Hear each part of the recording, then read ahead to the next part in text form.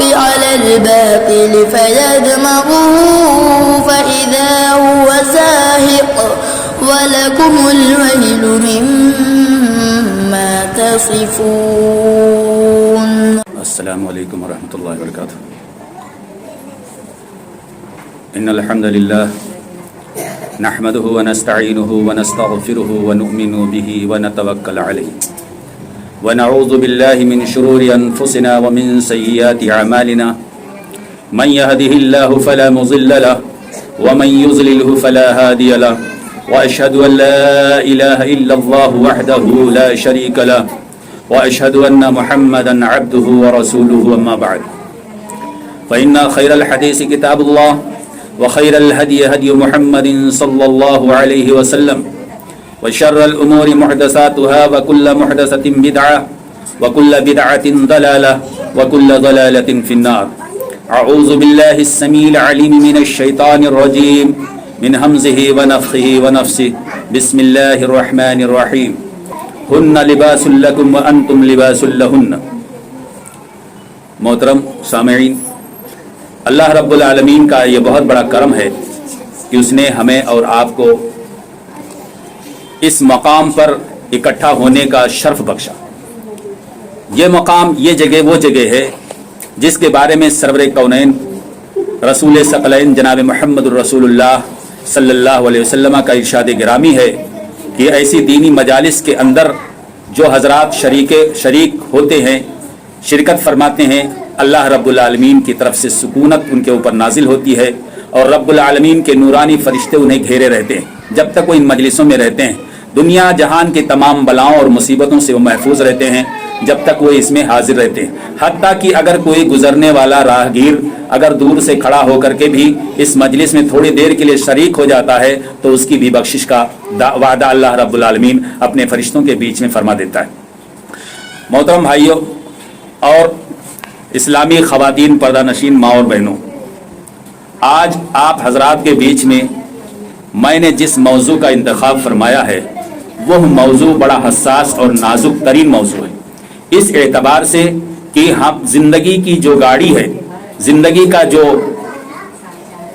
دراجہ ہے جس پر زندگی کی گاڑی ٹکی ہوئی ہے، اس کے اندر اللہ رب العالمین نے انسانی شکل میں دو چیزوں کو پیدا فرمایا ہے اور انہی کو زندگی کا گاڑی کے پہیہ قرار دیا ہے.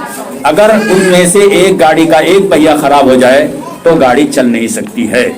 لہذا ضرورت ہے، اس بات ضروری ہے کہ زندگی کی گاڑی کو چلانے کے لیے دونوں پہیوں کا صحیح سلامت ہونا ضروری ہے.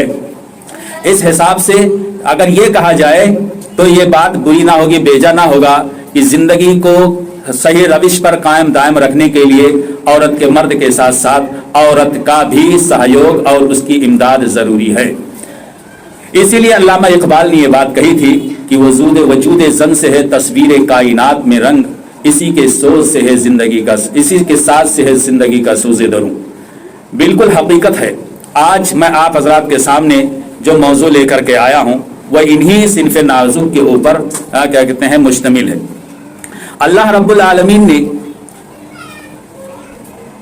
عورت کو پیدا فرمایا اور عورت کو اتنا بڑا تقدس اور عظمت عطا فرمایا کہ اللہ رب العالمین نے اس کی جتنی بھی حالتیں اور کنڈیشنز ہیں عورت کے، ان تمام صورتوں میں اللہ رب العالمین نے اس کو اپنی سب سے عظیم ترین نعمت اور انعام کے ساتھ جوڑ دیا ہے.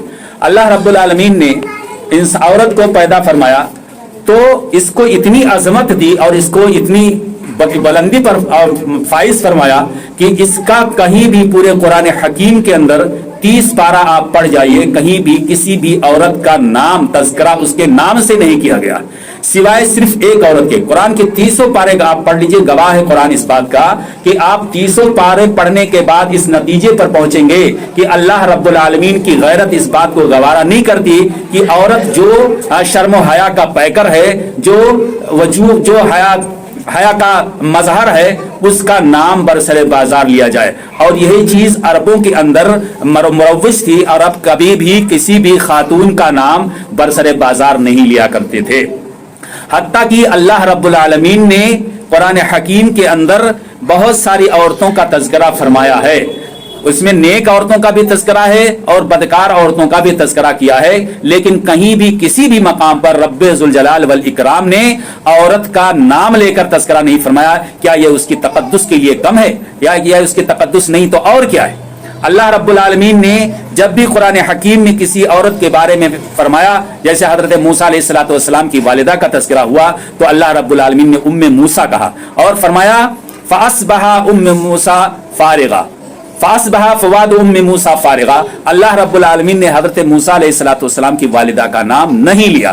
اسی طرح سے اللہ رب العالمین نے اپنے دو عظیم پیغمبروں کی بیویوں کا تذکرہ قرآن حکیم میں فرمایا تو ان کا بھی نام نہیں لیا۔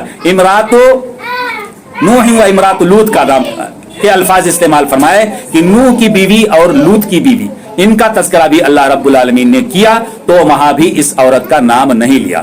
اسی طرح سے اللہ رب العالمین نے فرعون جیسے ظالم کی بیوی حضرت آسیہ کا جب تذکرہ فرمایا تو اللہ رب العالمین نے بھی وہاں آسیہ کا نام نہیں لیا، آسیہ کا نام نہیں لیا، ان کا ذکر فرمایا اور فرمایا قالت رب ابنی لی عندک بیتا فی الجنہ، کہ اس ذات نے، اس ہستی نے، اس عورت نے اللہ رب العالمین سے دعا کی اپنے شوہر کے ظلم کو سہتے سہتے کہ الہا تو جنت میں میرے لیے اپنے ہاتھوں سے گھر بنا، فرشتوں سے مت بنوا اور کسی سے بھی مت بنوانا بلکہ اپنے ہاتھ سے میرے لیے جنت میں گھر بنانا، اس لیے کہ تو جب بنائے گا تو بے نقص ہے، تو تمام قسم کے نقائص سے، عیوب سے پاک ہے، اور جب تو میرے لیے گھر بنائے گا تو وہ گھر بھی تمام نقص اور عیوب سے پاک ہوگا۔ اسی طرح سے اللہ رب العالمین نے حضرت یوسف علیہ السلام کے تذکرے میں عزیز مصر کی بیوی جو ایک بدکار عورت تھی اس کا بھی جب ذکر اللہ رب العالمین نے فرمایا تو اس کا بھی نام نہیں لیا۔ سوچنے کی بات ہے کہ اللہ رب العالمین کتنا غیرت مند ہے اور عورت کی عزت اور اس کی تکریم کس قدر اللہ رب العالمین فرماتا ہے، اللہ رب العالمین ان کا نام لینا گوارا نہیں کرتا۔ اب یہ عورت ذات ہی ایسی ہے جو اپنی عزت اپنے ہاتھ سے نیلام کر رہی ہے، اپنے پیر میں خود سے کلہاڑی مار رہی ہے۔ یہ اسی طرح سے اللہ رب العالمین نے حضرت آدم علیہ السلام کی بیوی حضرت حوا علیہ السلام جو ہم سب کی ماں ہے، جب ان کا تذکرہ فرمایا تب بھی ان کا نام نہیں لیا۔ کیا کہا؟ بڑے ادب سے اللہ رب العالمین نے قرآن میں ارشاد فرمایا یا آدم اسکن انت وزوجک الجنۃ وکلا منها رغدا حیث شئتما ولا تقربا هذه الشجرۃ فتکونا من الظالمین۔ رب ذوالجلال والاکرام فرماتا ہے کہ اے آدم تم اور تمہاری بیوی سکون کے ساتھ جنت میں رہو، کوئی پریشانی اور کوئی دقت نہیں۔ اللہ رب العالمین نے حضرت حوا علیہ السلام کا بھی نام نہیں لیا، اس قدر اللہ رب العالمین کو ان کے ناموس کی قدر ہے اور اللہ رب العالمین ان کی عزت کی حفاظت فرماتا ہے۔ تو یہ چند باتیں تھیں۔ آج کا جو موضوع میرا ہے وہ یہ ہے کہ ہم میاں بیوی کے حقوق یعنی حقوق الزوجین، بیوی کے حق کیا ہے شوہر پر اور شوہر کے حقوق کیا ہیں۔ تو قبل اس کے کہ میں موضوع کی وضاحت کروں، مناسب یہ سمجھتا ہوں کہ حقوق الزوجین کے تعلق سے کچھ باتیں اس طرح سے عرض کر دوں کہ اللہ رب العالمین نے عورت کو بنایا تو اس کے چار مدارج، اس کے چار زندگی کے چار اسٹیج۔ سب سے پہلے جب عورت پیدا ہوتی ہے تو اس کی شکل اور اس کی حیثیت بیٹی کی ہوتی ہے۔ بیٹی کے بارے میں اللہ رب العالمین نے، اللہ کے رسول جناب محمد رسول اللہ صلی اللہ علیہ وسلم نے اس کو اتنا اونچا مقام عطا فرمایا بیٹی کو کہ اللہ کے رسول جناب محمد رسول اللہ صلی اللہ علیہ وسلم فرماتے ہیں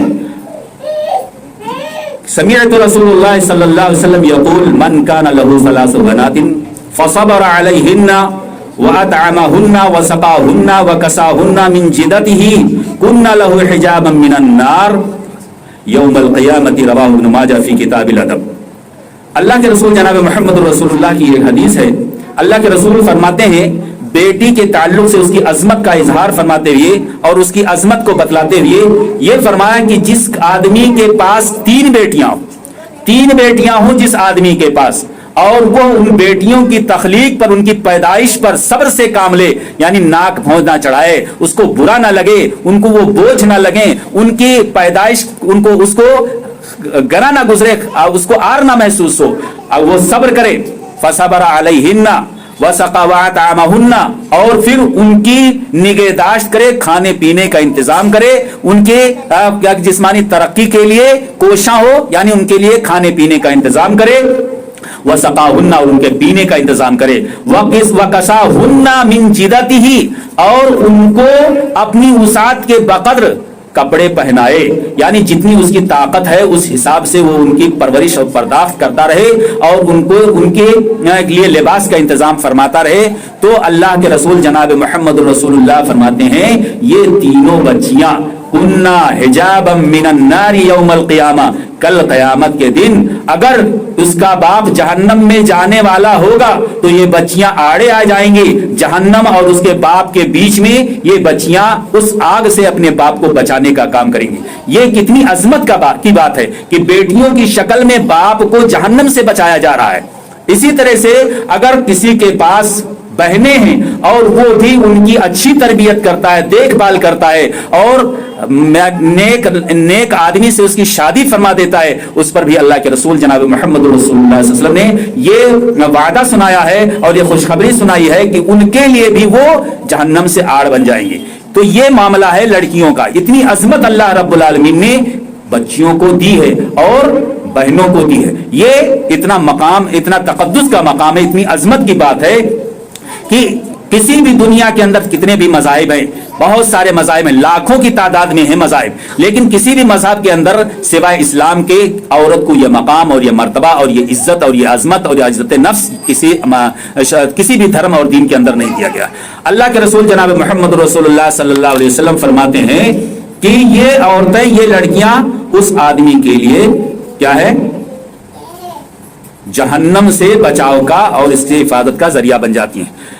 यही नहीं, औरत अगर माँ का मकाम हासिल करती है, माँ बनती है, तो जानते हैं अल्लाह के रसूल सल्लल्लाहु अलैहि वसल्लम ने फरमाया अल जन्नतु तहता उम्महातिल अक़दामिल उम्महात, जन्नत माओं के कदमों के अंदर रख दी गई है। अब जो भी आदमी, जो भी बच्चा, जो भी औलाद, जो भी मर्द उसके बतन से क्या कहते हैं तवल्लुद होता है, पैदा होता है, उसकी गोद में आता है, उसको जन्नत हासिल करने के लिए उसकी खिदमत करनी पड़ेगी, उसकी इताअत करनी पड़ेगी, उसकी बात को फॉलो करना पड़ेगा, मानना पड़ेगा, तब जाकर के उसको जन्नत मिल सकती है। वरना अगर माँ बाप का नाफरमान है, माँ को नहीं मानता, माँ की हिकारत करता है, माँ को गिरी निगाहों से देखता है, माँ के साथ बुरा सलूक करता है, तो ऐसी सूरत में वो जन्नत नहीं पा सकता। यही नहीं, अल्लाह के रसूल जनाब मोहम्मद रसूलुल्लाह सल्लल्लाहु अलैहि वसल्लम फरमाते हैं, हज़रत अबू हुरैरा रज़ी अल्लाह तआला अन्हु बयान करते हैं, अन अबी हुरैरा रज़ी अल्लाहु अन्हु क़ाल जाअ रजुल इला रसूलिल्लाह सल्लल्लाहु अलैहि वसल्लम फ़क़ाल या रसूलल्लाह सल्लल्लाहु अलैहि वसल्लम मन अहक़्क़ुन नासि बिहुस्नि सहाबती क़ाल उम्मुक क़ाल सुम्मा मन क़ाल सुम्मा उम्मुक क़ाल सुम्मा मन क़ाल सुम्मा उम्मुक क़ाल सुम्मा मन क़ाल सुम्मा अबूक, रवाहुल बुखारी फ़ी किताबिल अदब। हज़रत इमाम बुखारी रहमतुल्लाह अलैह इस हदीस को किताबुल अदब में उन्होंने जिक्र फरमाया। फरमाते हैं कि हज़रत अबू हुरैरा रज़ियल्लाहु अन्हु बयान फरमाते हैं कि एक आदमी अल्लाह के रसूल जनाब मोहम्मद रसूलुल्लाह की खिदमत में आया और उसने कहा कि अल्लाह के रसूल, हमारी सबसे ज्यादा हुस्न सोहबत का और सबसे ज्यादा बेहतरीन अखलाक का हकदार कौन है लोगों में? तो अल्लाह के रसूल सल्लल्लाहु अलैहि वसल्लम ने फरमाया कि तुम्हारी माँ। उसने कहा फिर कौन? फिर आपने फरमाया तुम्हारी माँ। उसने कहा अल्लाह के रसूल इसके बाद कौन है? फिर आपने फरमाया कि तुम्हारी माँ सबसे ज्यादा हुस्न सलूक की मुस्तहिक है। और उसके बाद फिर वो पूछता है अल्लाह के रसूल इसके बाद, तो उसने अल्लाह के रसूल ने फरमाया सुम्मा अबूक, तुम्हारा बाप। इस हदीस के अंदर अल्लाह के रसूल जनाब मोहम्मद रसूलुल्लाह सल्लल्लाहु अलैहि वसल्लम ने माँ को एक गुना दर्जा अता फरमाया है। वो इस तरह से कि अल्लाह के रसूल सल्लल्लाहु अलैहि वसल्लम ने फरमाया कि माँ को 3 दर्जे बाप से ज्यादा हासिल हैं। क्यों? वजह क्या है? बाप से 3 गुना माँ दर्जे में ज्यादा बुलंद है। इसकी वजह यह है कि 3 काम माँ ऐसे करती है जो बाप नहीं करता। नंबर 1 सबसे पहली चीज यह है कि माँ उसको 9 महीने तक अपनी शिकम में रखती है और उसको बोझ को उठाए हुए फिरती है और तरह तरह की तकलीफों से 2-4 होती है। दूसरे नंबर पर जब पैदाइश और तवल्लुद की बात आती है, जब क्या है डिलीवरी की बात आती है, तो जो दर्द और जो तकलीफ वो सहती है, बाप उसको नहीं सहता। इसी तरह से पैदा हो जाने के बाद माँ अपना खून जिगर 2 साल तक इसको पिलाती रहती है, जो बाप नहीं कर सकता। तो इस एतबार से प्यारे मुस्तफ़ा जनाब मोहम्मद रसूलुल्लाह सल्लल्लाहु अलैहि वसल्लम ने माँ की अजमत को बाप के मकाम से 3 दर्जा बुलंद फरमाया और कहा यह अजमत है माँ का जो बाप उसको हासिल नहीं कर सकता। चौथे बार अल्लाह के रसूल ने फरमाया कि तुम्हारा बाप, यानी 3 दर्जा माँ को ज्यादा बुलंदी हासिल है बिल मुकाबिल इसके कि باپ کو یہ درجہ دیا جاتا. لیکن باپ کی بھی کوئی اہمیت کم نہیں ہے کہ آپ یہ سمجھ بیٹھیں کہ باپ بیکار شے ہے, کوئی چیز نہیں, اس کی عزت نہ کرو. ایسا نہیں, باپ بھی ہے. اگر ماں کو جنت کا دروازہ کہا گیا, ماں کو اگر جنت بتایا گیا ہے, تو جنت کے اندر جانے کے لیے دروازے کی ضرورت ہے, اور وہ دروازہ اس کا باپ ہے. جب تک آپ دروازہ قائم نہیں کریں گے, آپ کسی گھر میں نہیں جا سکتے. آپ اپنا مکان بناتے ہیں تب بھی اس میں دروازہ رکھتے ہیں اس میں اندر جانے کے لیے, اور مکان میں اسی وقت داخل ہوا جا سکتا ہے جب دروازہ ہو. اگر دروازہ نہیں ہے تو مکان میں داخل ہوا نہیں جا سکتا. ایک بات اور, دوسری چیز یہ ہے کہ عربی زبان میں نکاح کے لیے یعنی شادی کرنے کے لیے دو لفظ استعمال ہوتے ہیں. دو لفظ استعمال ہوتے ہیں, ایک جوز کا اور ایک نکاح کا. نکاح ایسا لفظ ہے کہ جس میں انفصال کا امکان ہے, یعنی نکاح کے بعد جدائی ممکن ہے. نکاح ہونے کے بعد میاں بیوی میں علیحدگی ہو سکتی ہے. نکاح ہونے کے بعد بات بگڑ سکتی ہے اور معاشرت کے اندر خلل پیدا ہو سکتا ہے. اسی لیے اللہ رب العالمین قرآن حکیم میں ارشاد فرماتا ہے, اس کی دلیل یہ ہے, یا ایھا الذین آمنوا اذا نکحتم المؤمنات ثم طلقتموهن, اے مسلمانوں جب تم مومنہ عورتوں سے شادی کرو پھر تم ان کو طلاق دے دو. تو یہ اس بات کا غماز ہے, اس بات کی دلیل ہے کہ نکاح کے اندر انفصال کی گنجائش ہے, یعنی یمکن ان یحدث بینہما الانفصال, یعنی میاں اور بیوی کے درمیان انفصال اور جدائی ممکن ہے. لیکن زوج کا لفظ ایک ایسا لفظ ہے جس کو جو نکاح کے اوپر بولا جاتا ہے جس کے اندر جدائی ممکن نہیں ہے, یعنی پیچھا نہیں چھڑایا جا سکتا, اس سے جان نہیں چھڑایا جا سکتا. اسی لیے اللہ رب العالمین نے جنت کے اندر جب شادی کی بات کی تو اس کے لیے جو لفظ استعمال فرمایا وہ زوج کا لفظ استعمال فرمایا, کہ وہاں اللہ رب العالمین نے نکاح کا لفظ جنت کی شادی کے بارے میں کہیں بھی ارشاد نہیں فرمایا ہے, صرف نکاح کا لفظ دنیاوی شادی کے لیے. یہاں تک کہ اللہ کے رسول جناب محمد رسول اللہ صلی اللہ علیہ وسلم کی ایک شادی جو غیر معروف طریقے پر ہوئی تھی, اللہ رب العالمین نے اس کے لیے بھی زوج کا لفظ استعمال فرمایا ہے. وزوجنا کہا اللہ رب العالمین نے فرمایا کہ ہم نے تمہاری شادی ان سے کر دی. زینب سے اللہ کے رسول صلی اللہ علیہ وسلم کے بارے میں اللہ فرماتا ہے کہ ہم نے تمہاری شادی زینب سے کر دی ہے جو غیر معروف طریقے پر ہے. تو یہاں اللہ رب العالمین نے زوج کا لفظ استعمال فرمایا. ایک نقطہ اور بتا دیں کہ زوج کے اندر انفصال ممکن نہیں ہے, زوج کے اندر انفصال ممکن نہیں ہے. اسی لیے اللہ رب العالمین نے قرآن حکیم میں ارشاد فرمایا وَزَوَّجْنَاهُمْ بِحُورٍ عِينٍ, کہ ہم نے ان کی شادی حور عین سے کر دی, یعنی حوروں سے کر دی ہے جن سے پیچھا چھوٹنے والا نہیں ہے. اب ظاہر سی بات ہے, دنیا ہے تو دنیا میں آدمی جوان ہوتا ہے پھر بوڑھا ہوتا ہے مر جاتا ہے, یعنی اس کی زندگی کیا ہے, رواں دواں آگے کی طرف چلتا جاتا ہے. لیکن جنت کی زندگی ایک ایسی زندگی جہاں نہ تو بڑھاپا آئے گا, نہ بیماری آئے گی, نہ کمزوری آئے گی, نہ نکاحت آپ کے پاس آئے گی, کوئی ایسی چیز نہیں آئے گی, کوئی عارضہ آپ کو لاحق ہی نہیں ہونے والا ہے. اسی لیے اللہ رب العالمین فرماتا ہے کہ جب جنت کی عورتوں سے تمہاری شادی کر دی جائے گی تو وہ جوڑے ہمیشہ ہمیشہ کے لیے ہو جائیں گے, اس کے اندر انفصال کی گنجائش نہیں ہے. بہرحال اللہ رب العالمین نے عورت کی خلقت فرمائی تو سب سے پہلے جب یہ عورت دنیا میں آتی ہے تو بیٹی کی شکل میں آتی ہے, اس کے بعد اگر اس کا درجہ ماں کے برابر ہے تو میں نے ابھی وضاحت فرمائی کہ ماں کے سلسلے میں اللہ کے رسول صلی اللہ علیہ وسلم نے کیا فرمایا. لیکن اگر یہ چل کر کے آگے اگر یہ بیوی کی شکل اختیار کرتی ہے تو ایسی صورت میں پیارے مصطفیٰ جناب محمد رسول اللہ صلی اللہ علیہ وسلم کیا فرماتے ہیں, اللہ کے رسول جناب محمد رسول اللہ صلی اللہ علیہ وسلم فرماتے ہیں کہ دنیا میں سب سے قیمتی اثاثہ, سب سے قیمتی دولت اگر کوئی ہے ان الدنیا کلھا متاع وخیر متاع الدنیا المرأۃ الصالحہ, دنیا تمام کے تمام فائدہ اٹھانے کی چیز ہے, لیکن سب سے زیادہ بہترین فائدہ اٹھانے والی چیز, سب سے زیادہ قیمتی چیز, سب سے زیادہ قیمتی اثاثہ, سب سے عمدہ دروہر اگر کوئی ہے وہ تو نیک عورت ہے. یہ پیارے مصطفیٰ جناب محمد رسول اللہ صلی اللہ علیہ وسلم نے فرمایا. تو یہ عورت کا مقام ہے اور کسی بھی صورت میں عورت کو نیچا نہیں دکھایا جا سکتا. اور عورت کے بارے میں اللہ کے رسول جناب محمد رسول اللہ صلی اللہ علیہ وسلم فرماتے ہیں کہ سب سے بہترین جوڑا دنیا میں وہ ہے کہ جس کو نیک بیوی مل جائے اور وہ بیوی رات میں اللہ کے سامنے جھکنے کے لیے اٹھے, خود بھی بیدار ہو اور اپنے شوہر کو بھی بیدار کرے, اور اگر وہ نہ بیدار ہو تو اس کے چہرے پر پانی کا چھینٹا مارے اور اس کو جگائے اور اللہ کے سامنے کیا کہتے ہیں اس کو بھی جھکنے کے لیے موقع فراہم کرے. ایسی صورت میں اس جوڑے کو اللہ کے رسول جناب محمد رسول اللہ سب سے بہترین جوڑا بتاتے ہیں اور سب سے کامیاب ترین جوڑا بیان فرماتے ہیں.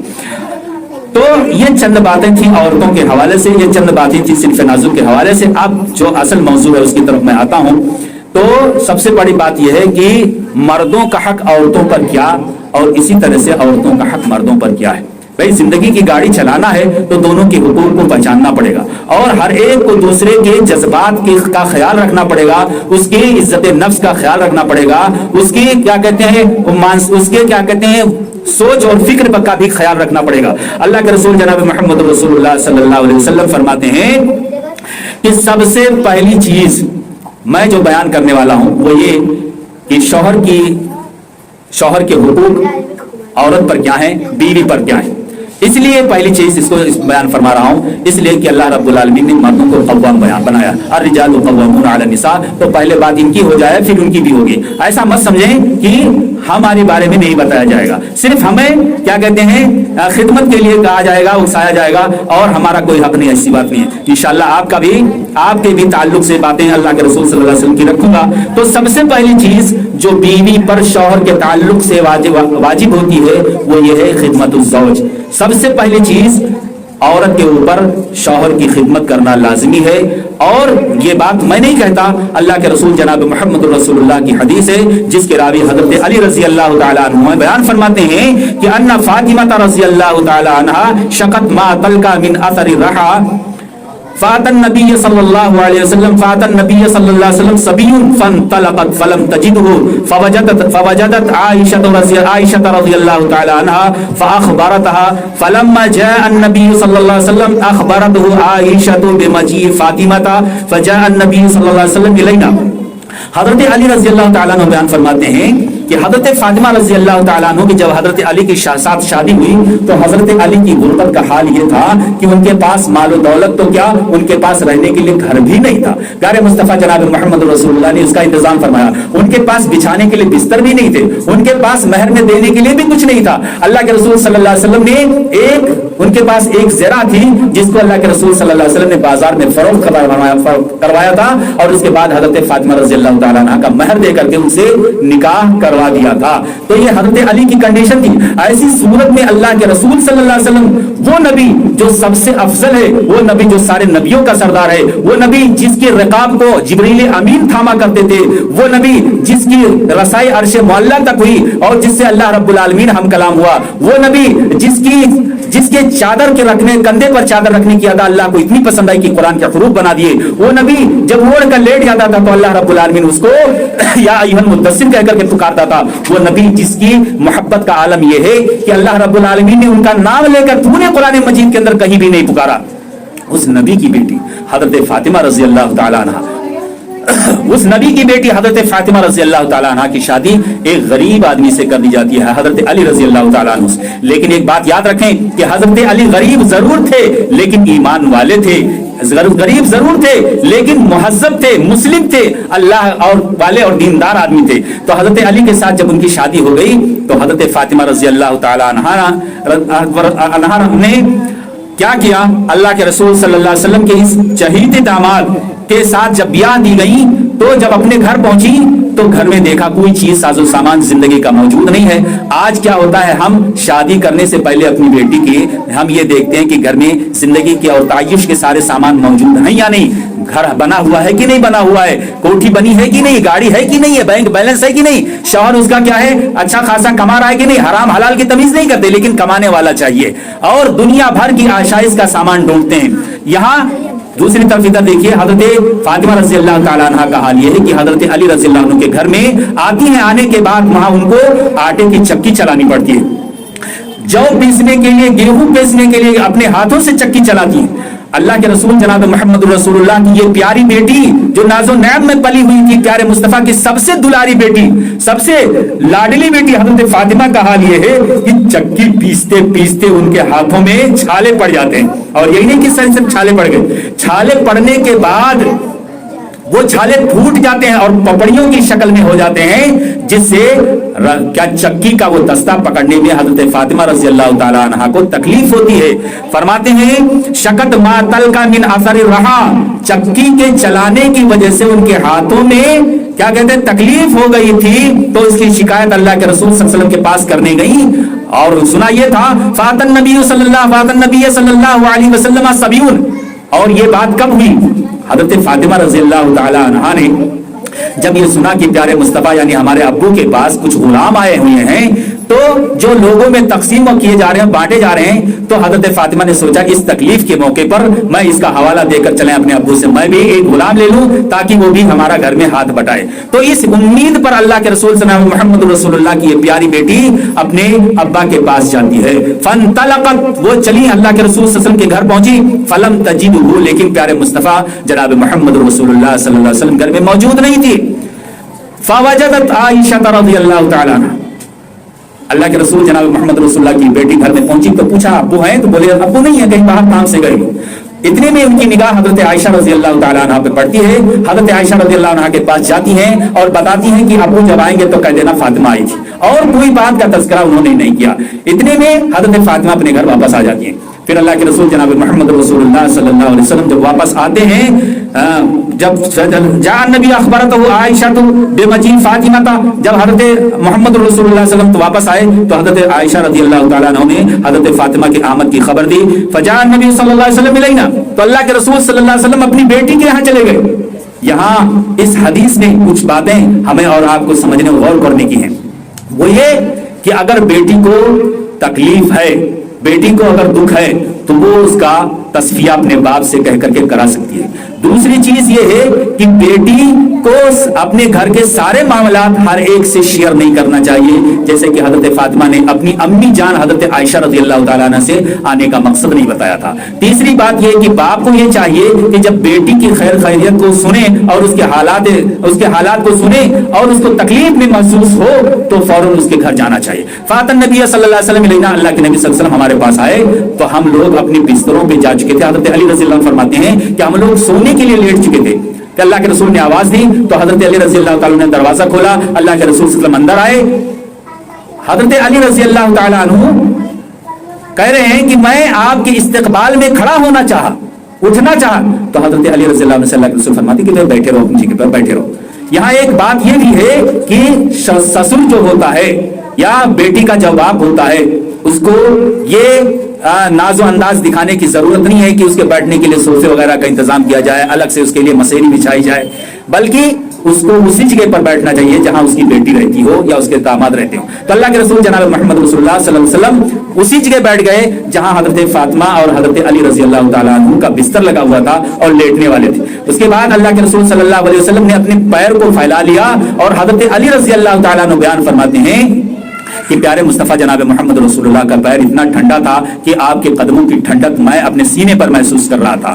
تو یہ اللہ کے رسول جناب محمد رسول اللہ صلی اللہ علیہ وسلم اور آپ کی بیٹی جن کو اتنی بڑی تکلیف تھی اللہ کے رسول صلی اللہ علیہ وسلم نے فرمایا کہ بیٹی تم یہ بات لے کے میرے پاس آئی ہو کیا یہ بہتر نہیں ہے کہ میں تم کو اس سے بھی بہتر چیز سکھا دوں. الا اعلمکما خیرا مما سالتمانی کیا میں تم کو اس چیز سے بہتر چیز نہ دے دوں جو تم مجھ سے مانگنے آئی تھی میں تم کو نہ بتا دوں. تو نے کہا کہ نہیں. تو انہوں نے اللہ کے رسول صلی اللہ علیہ وسلم نے فرمایا کہ جب تم اپنے بستر پر آیا کرو تو 34 مرتبہ اللہ اکبر کہو 33 مرتبہ سبحان اللہ کہو اور 33 مرتبہ الحمدللہ کہو. یہ اس چیز سے بہتر ہے جو تم مانگنے آئی ہو یعنی اس نوکر سے بہتر ہے. اللہ کے رسول جناب محمد رسول اللہ نے اپنی بیٹی حضرت فاطمہ کو کیا غلام نہیں دے سکتے دے سکتے تھے لیکن پیارے مصطفیٰ کی نگاہ دنیا پر نہیں تھی آخرت پر تھی. اس لیے کہ اللہ فرماتا ہے والآخرۃ خیر وابقیٰ دنیا تو جیسے تیسے گزر جائے گی لیکن آخرت کا سودا زیادہ بہتر ہے. تو اللہ کے رسول جناب محمد رسول اللہ نے جو اپنی بیٹی کو تعلیم یہ دی کہ بھئی دنیا کے بارے میں دنیا میں نوکر پانے کے بعد تھوڑا سا سکون اور راحت مل جائے گا لیکن یہ جو وظیفہ اللہ کے رسول نے بیان فرمایا اس کو پڑھ لینے کے بعد یہ آخرت میں اس کا ثمرہ ملنے والا ہے. اور ہم اور آپ یہاں ایک بات سوچنے اور غور کرنے کی ہے کہ ہم لوگ اپنی بیٹیوں کو کیا آخرت کے بارے میں زیادہ علم دیتے ہیں یا دنیا کے بارے میں فکر مند ہوتے ہیں. ہم تو دنیا کو لے کر پڑھے ہیں آخرت ہمارے سامنے ہے ہی نہیں. اس لیے ہم اپنی بیٹیوں کو بھی اگر کوئی بات سکھاتے ہیں تو بغاوت کی سکھاتے ہیں بات سکھاتے ہیں تو ساس اور سسر سے بدزبانی کی بات سکھاتے ہیں اور شوہروں سے بدکلامی کی بات سکھاتے ہیں ان سے بغاوت کی بات سکھاتے ہیں حالانکہ یہ چیز اس کے لیے کیا ہے زہر ہے زہر اور اس کی زندگی کے لیے قاتل ہے. دوسری بات عورت کا جو دوسرا حق ہے، شوہر کا جو دوسرا حق ہے عورت پر، وہ یہ کہ عورت کیا ہے، شوہر کے لیے سکون کا ذریعہ بنے. لِتَسْكُنُوا إِلَيْهَا، اللہ کے رسول صلی اللہ علیہ وسلم فرماتے ہیں کہ عورت سکون کا ذریعہ ہے اور ایک دوسرے کو سکون حاصل کرنا چاہیے. یہ نہیں ہے، اس میں ایک پوائنٹ اور ایک نقطہ یہ ہے، لِتَسْكُنُوا إِلَيْهَا، اللہ رب العالمین نے فرمایا کہ مرد عورت سے سکون حاصل کرے تو عورت بھی مرد سے سکون حاصل کرے، یعنی دونوں ایک دوسرے کے لیے سکون کا ذریعہ بنے. اب ایسا نہ ہو کہ بیچارہ شوہر باہر سے آیا تھکا ہارا مادہ ہوا اور بولا بھائی بیگم گھر میں موجود ہو، سن رہی ہو، کیا چلا رہے ہو، ارے ذرا ایک گلاس پانی دے دو، ارے خود سے نہیں لے لیتے. اب جب اس طرح کی باتیں سنے گا شوہر بیچارہ، جو دنیا بھر کے تھکان لے کر کے اور دنیا سارے جہان سے کیا لڑائی لڑ کر کے آیا ہوا ہے تمہارے لیے، جب تم اس کو ایک گلاس پانی اور نہیں دے کر کے سکون پہنچا سکتی ہو تو پھر اس کی زندگی اجیرن ہو جائے گی، اس کا گھر پہ آنا دیر سے ہونے لگے گا. پھر تم یہ شکایت نہیں کر سکتی کہ میرا شوہر رات میں دیر سے آتا ہے، 12 بجے آتا ہے، 1 بجے آتا ہے، بچے سو جاتے ہیں، میں تھک جاتی ہوں انتظار کرتے کرتے، وہ تب آتا ہے. یہ ساری شکایتیں آپ کی بے جا ہوں گی، اس لیے کہ ایسی صورت میں آپ خود اس کی ذمہ دار ہیں اپنے شوہر کو بگاڑنے کی. اس لیے کہ جب بیچارہ باہر سے جب تھکا مادہ آتا ہے تو اس کو سکون کی ضرورت ہوتی ہے، اور وہ سکون کہاں ہے؟ اس کی بیوی کے پاس، اس کی عورت کے پاس، اس کی کیا ہے بیگم کے پاس، اس کے خاتون خانہ کے پاس. یہ کیا ہے سکون اور اطمینان اس کے پاس ہے. تو اللہ فرماتا ہے لِتَسْكُنُوا إِلَيْهَا، تم اس سے سکون حاصل کرو، وہ تم سے سکون حاصل کرے. یہ نہیں ہو کہ آدمی آیا تھکا مادہ تو آپ نے اس کا الٹا جواب دے دیا. اور اگر یہ چیز ہے تو پھر گھر گرہستی خراب ہونے میں دیر نہیں لگے گی اور آپ کی کیا کہتے ہیں دنیا اجڑ سکتی ہے اور آپ کا اچھا خاصا کھیلتا ہنستا گھر برباد ہو سکتا ہے. تو اللہ کے رسول جناب محمد رسول اللہ نے فرمایا کہ لِتَسْكُنُوا إِلَيْهَا، دوسرا حق مرد کا یہ ہے کہ بیوی اس کو سکون کا ذریعہ بنے. اور اس صورت میں سب سے پہلی چیز یہ ہے کہ آدمی کو سکون پہنچائے، اور دوسرا پھر کیا ہے، عورت اس کا حکم مانے. اطاعت الزوج، خدمت الزوج کے ساتھ کے اندر کچھ باتیں اور آتی ہیں، جیسے شوہر کا کپڑا وغیرہ دھونا، یا اسی طرح سے شوہر کے لیے کھانا بنانا، یا اسی طرح سے اگر وہ بیمار ہو تو اس کی تیمارداری کرنا. یہ ساری چیزیں عورت کی ذمہ داریوں اور اس کے حقوق مرد کے حقوق میں سے ہیں جو اس کے اوپر واجب ہوتے ہیں. اور یہ ساری چیزیں عورت کو کیا ہے کما حقہ نپٹانا چاہیے، اور اپنے میدان کے اندر اس کو کسی طرح کی شکایت کرنے کا موقع نہیں دینا چاہیے. پھر ہم یہ دیکھتے ہیں کہ اگر کوئی شوہر گڑبڑ بھی ہے، تھوڑا بدماش بھی ٹائپ کا ہے، اور وہ بیوی کو اہمیت نہیں دیتا، لیکن اگر یہ سارے کردار آپ انشاءاللہ شروع کریں گے تو کیا مجال کہ وہ کہیں اور دوسری جگہ چلا جائے. اس لیے کہ اس کا دل آپ کے ساتھ لٹکا ہوا رہے گا اور آپ کے وفاؤں اور اداؤں کا وہ کیا کہتے ہیں دیوانہ ہو جائے گا، پھر وہ کسی طرف دیکھ نہیں سکتا ہے. لیکن یہ سب سے پہلے قدم آپ کو بڑھانا. دوسری بات یہ ہے کہ تنظیف الملابس، اس کا کپڑا دھونا ہے. عورت کی ذمہ داریوں میں سے ذمہ داری یہ بھی ہے کہ شوہر کے کپڑے کی دھلائی کرے، اس کے گندے کپڑے صاف کرے اور اس کو صاف ستھرا لباس مہیا کرے. تیسری چیز یہ ہے کہ عورت کیا ہے مرد کے لیے کھانا بنائے.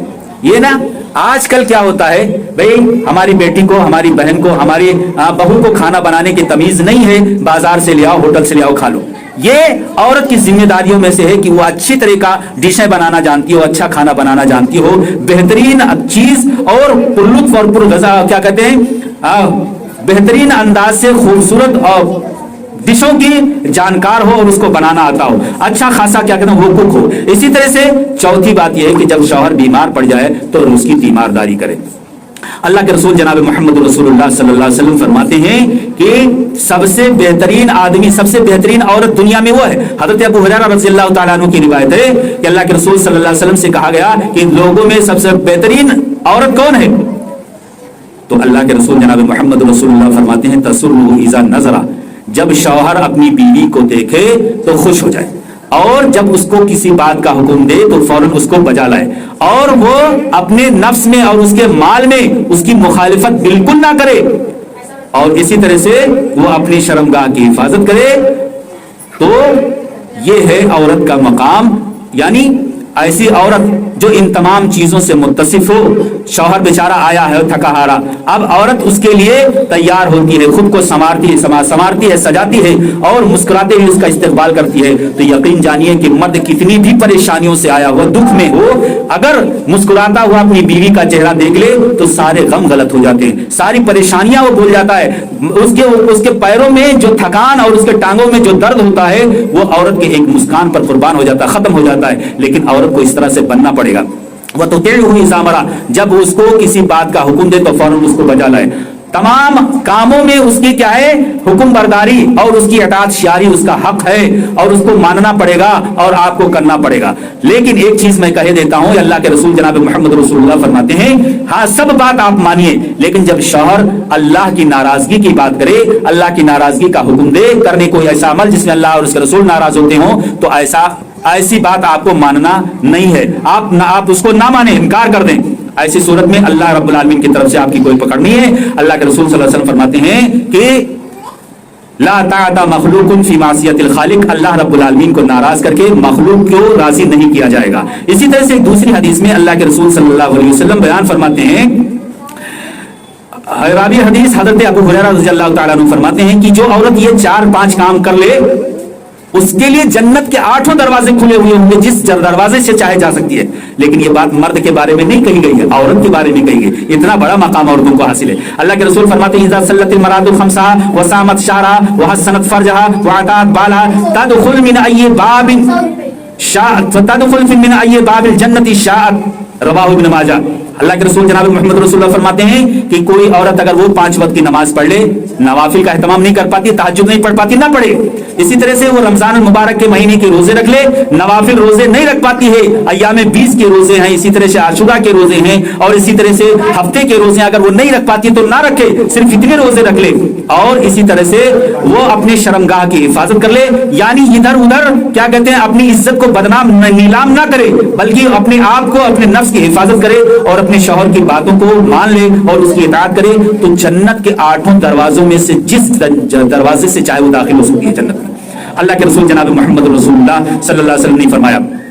لیکن یہ کب ہوگا؟ اس صورت میں ہوگا جب ہم اپنے شوہر کی خدمت کے لیے رضامند ہو جائیں, ہم اپنے آپ کو شوہر کی خدمت پر معمور کر دیں, شوہر کی خدمت کے لیے ہم اپنے آپ کو کیا کہتے ہیں وقف کر دیں. تو یہ چند حقوق تھے شوہر کے تعلق سے اللہ کے رسول صلی اللہ علیہ وسلم نے بیان فرمائے کہ یہ شوہروں کے حقوق ہیں عورتوں کے اوپر. اب اسی طرح سے بیویوں کا حق مردوں پر کیا ہے؟ بھائی چلو ٹھیک ہے, صرف عورتوں کو ہی قربانی کا بکرا نہیں بننا ہے, کچھ ان کا بھی حق ہے, مردوں کا بھی, بیچاروں کا. یہ بھی اپنی بیویوں کے بارے میں غور کریں اور سوچیں کہ کیا کرنا ہے. تو سب سے پہلا حق ان کا یہ ہے, اللہ کے رسول اللہ رب العالمین نے فرماتا وعاشرهن بالمعروف, اپنی عورتوں کے ساتھ بہترین معاشرت اختیار کرو, یعنی ان کے ساتھ حسن سلوک سے رہو, ان کے ساتھ اچھا معاملہ فرماؤ. علامہ حافظ ابن کثیر رحمۃ اللہ علیہ نے عاشرهن بالمعروف, معروف کی کیا ہے تفسیر یہ فرمائی ہے کہ حسنوا بینوا اقوالکم لہن وحسنوا افعالکم وحیاتکم لہن, یعنی جب تم ان سے بات کرو تو نرمی سے بات کرو, جب ان سے بات کرو تو بہترین انداز میں بات کرو. اسی طرح سے اپنے آپ کو اور اپنے کاموں کو اور اپنے آپ کو سنوار لو ان کے لیے. تم تو یہ چاہتے ہو کہ عورت سمری ہو, بنی ہو, ٹھنی ہو, اچھے کپڑے پہنے, میک اپ کر لے ہمارے لیے, اور تم چلے آ رہے ہو, برا گندا بال ہیں, ہاتھ سنے ہوئی ہیں گندگی میں, کپڑے سنے ہوئی ہیں گندگی میں, بال بڑھے ہوئے ہیں, داڑھی بڑھی ہوئی ہے, مونچھیں منہ میں جا رہی ہیں. ایسی حیت کو دیکھ کر کے کون تم سے پیار کرنے والا ہے؟ تو جہاں عورتوں کے بننے اور سمجھنے کا معاملہ ہے وہیں پر آپ کے اوپر بھی یہ ذمہ داری عائد ہوتی ہے کہ آپ بھی حسن لباس میں رہیں, اچھی طرح سے اپنے آپ کو بنائیں, سنواریں, اور ساری چیزیں عورتوں کے ساتھ بہترین معاملہ رکھیں, ان کے ساتھ اپنے معاملات کو شیئر کریں, اپنے ناراض و نیاز کی باتیں ان سے کریں, اور ان کے ساتھ نرم گفتگو کا لہجہ اختیار کریں. یہ اللہ کے رسول صلی اللہ علیہ وسلم نے فرمایا یہ عورتوں کا پہلا حق ہے. دوسری بات یہ کہ اگر عورت کسی طرح سے, اگر عورتوں کی طرف سے آپ کے شان میں زیادتی ہو, کوئی بات آپ کو مزاج کے خلاف لگ جائے ان کی طرف سے, تو آپ کا حق یہ بنتا ہے, آپ کے اوپر ذمہ داری ہوتی ہے, اللہ رب العالمین نے آپ کو قوام بنایا ہے کہ اس زیادتی پر نگاہ نہ ڈال کر کے اس کو صرف نظر کر دو, نظر انداز کر دو, اس کو معاف کر دو, چھوڑ دو. دوسرا حق عورت کا مرد کے اوپر یہ ہے, تیسرا حق عورت کا مرد کے اوپر یہ ہے کہ وآتوا النساء صدقاتهن نحلا, عورتوں کے ساتھ جب تم نے نکاح کیا ہے تو نکاح میں مہر جو رکھا گیا تھا اس مہر کو دینا واجب ہے, ان کے مہر کو ہنسی خوشی دے دو. اللہ رب العالمین فرماتا ہے کہ जिस निकाह के एवज तुमने उनसे जिस महर के एवज तुमने उनसे निकाह किया है उस निकाह के रकम को उस महर के रकम को हंसी खुशी दे दो। लेकिन खिलाफ मामूल और खिलाफ शराब कुछ बातें हमारे समाज में होती हैं कि कुछ लोग ऐसे होते हैं कि शादी की पहली रात में बीवी के पास महर माफ करवाने के लिए चले जाते हैं। याद रखना, ये माफ कर देने पर भी माफ नहीं होता, इसलिए कि ये औरत का हक है, उस लड़की का हक है जो माफ कर देने की सूरत में भी माफ नहीं होता। इससे गुरेज करें, परहेज करें और ज्यादा से ज्यादा आप ये सोचें और इस कोशिश करें कि औरत का महर और उसका हक उसको दे दे। दूसरी बात यह है कि शादी और ब्याह के मौके पर खिलाफ शरई बात ये देखी जाती है कि औरतों और मर्दों का इख्तिलात होता है। पिंडाल में, एक ही पिंडाल में मर्द और औरत जमा होते हैं, जहां बेहयाई बढ़ चढ़ के दिखाई देती है और नजर आती है। ऐसी सूरत में हमें अपने आप को बचाना चाहिए। गैर मर्दों के साथ उठने बैठने या उनकी मजलिसों में जाने से अपने आप को गुरेज करना चाहिए। ये मर्द का हक है, आप अपने शौहर की हैं और शौहर ही के लिए पैदा की हैं, उसके लिए आप उसके लिए बने संवरे और उसकी तस्कीन का सामान बने, ना कि दूसरे के तस्कीन का सामान बने। इसी तरह से अल्लाह के रसूल जनाब मोहम्मद रसूलुल्लाह फरमाते हैं कि औरत का एक हक यह है कि नफका उसको दिया जाए, यानी खर्चा। औरत का खर्चा उठाना मर्द की जिम्मेदारी है। अल्लाह के रसूल अल्लाह फरमाता है युनफिक ज़ू साअतिन मिन साअतिही, यानी औरत को जो खर्चा मिलेगा मर्द की कमाई के एतबार से मिलेगा। अगर मर्द की कमाई कम है तो औरत को यह हक कतई नहीं पहुंचता है कि औरत मर्द को मजबूर करे कि मेरी जरूरतों को पूरी करो, चाहे जहां से लेके आओ, चाहे चोरी करके लाओ, डाका मार के लाओ, बेईमानी करके लाओ, शैतानी करके लाओ। यह हक कतई किसी भी औरत को नहीं पहुंचता है कि वो अपने शौहर को मजबूर करे। हाँ, शौहर की जितनी कमाई है उसमें वो बहुसने खूबी अपने घर को चलाने की कोशिश करे और शौहर के लिए क्या है, सामान और सुकून का जरिया बने। पांचवी बात कह करके मैं इंशाल्लाह खत्म करूंगा। अल्लाह के रसूल जनाब मोहम्मद रसूलुल्लाह सल्लल्लाहु अलैहि वसल्लम बयान फरमाते हैं कि पांचवा हक औरत का मर्द पर यह है कि मर्द उसके लिए क्या है, घर का इंतजाम करे। वअस्किनूहुन्ना मिन हैसु सकंतुम, उसको ऐसे ही आम जगह पर खुले मैदान में नहीं रखना है, बल्कि हद्दल इम्कान जहां तक उसकी कोशिश है, जहां तक उसकी हिम्मत लड़ रही है या वो जहां तक अपने आप को इस लायक पाता है, औरत के लिए घर का इंतजाम करे, छत का इंतजाम करे और उसी के साथ रहे। वास्किनूहुन्ना मिन हैसु सकंतुम, जहां तुम रहते हो उनको भी अपने साथ रखो। ये नहीं है, ये तो बड़ी जुल्म की बात है। मैं कह देता हूं कि बहुत सारे लोग सऊदी विदेश चले जाते हैं अपनी औरतों को अपनी छोड़ करके दूसरों के रहम करम पर। यह बहुत बड़ी गलत बात है, बहुत बड़ी भूल है। ऐसी सूरत में अक्सर खानदान तबाह हो जाते हैं, इसलिए कि शौहर बेचारे रुपया कमाने के चक्कर में बीवी को छोड़ करके विदेश फिर रहे हैं और यहां बेचारी ये शौहर की मोहब्बत में अपने आप को फना कर रही है और ना महाला कभी ना कभी शैतान सबके साथ लगा रहता है। हो सकता है कहीं इसकी भी कदम गलत काम की तरफ उठ जाएं और ऐसा अक्सर होता है, देखा जाता है कि ऐसी सूरतों में उन मर्दों की औरतें जो विदेश कमाते हैं, सऊदी, दुबई, लंदन वगैरह या इसी तरह से अमेरिका चले जाते हैं, उनके घर के हालात अक्सर बिगड़ जाते हैं और फिर उनके हाथ में कुछ नहीं आता है सिवाय कफे अफसोस मलने के। बीवी भी हाथ से चली जाती है और कमाई भी चला जाता है और जिंदगी का सबसे कीमती वक्त भी बीत जाता है। तो ये तमाम बातें थी जो औरतों के ऊपर लाजिम है मर्दों के हुकूक अदा करना, तो इसी तरह से मर्दों के ऊपर भी औरतों के हुकूक को अदा करना लाजिम है। ये 5 चीजें औरतों को हर हाल में मुहैया कराया जाएगा, बीवी को हर हाल में दिया जाएगा। अगर ये नहीं दे सकता है आदमी तो शादी ही ना करे। इसलिए कि अल्लाह के रसूल फरमाते हैं कि या माशर शबाब मन इस्तता मिनकुमुल बाअता, अगर तुम निकाह करने की ताकत रखते हो तो शादी करो। अब निकाह में सिर्फ ये नहीं है कि सिर्फ मजामात की ताकत हो, उसके साथ बाहर की सारी चीजें जिंदगी गुजारने के जितने लवाजमात हैं सबको मुहैया करने की ताकत है, तब शादी करो। अगर ऐसा नहीं है तो शादी ना करो। अल्लाह रब्बुल आलमीन से दुआ है कि अल्लाह रब्बुल आलमीन हमें एक दूसरे को हुकूक को समझने की तौफीक अता फरमाए और हमें अपने अपने मैदान में अपने अपने फराइज के तहत पुरखुलूस बनने और उसको हक के साथ अदा करने की तौफीक बख्शे। आमीन। वस्सलामु अलैकुम वरहमतुल्लाहि वबरकातुहू। अक़ूलु क़ौली हाज़ा ली व लकुम व साइरिल मुस्लिमीन मिन कुल्लि ज़ंब फस्तग़फिरूहु इन्नहु हुवल गफ़ूरुर रहीम। अस्सलामु अलैकुम वरहमतुल्लाह।